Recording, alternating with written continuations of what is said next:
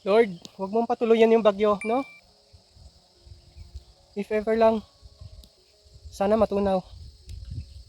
Grabe itong mga lakatan ko. At ako'y nag-worry so much. Sana huwag matuloy, no? Mga bunga pa naman dito. Ilang buwig yun nandito ko. 11 yung buwig na nandito. Na alanganin pa naman siya. Hindi siya po pwedeng anihin. Ayan, oh. Yan, yun na dyan sa taas na yan. Ang dami niyan dyan.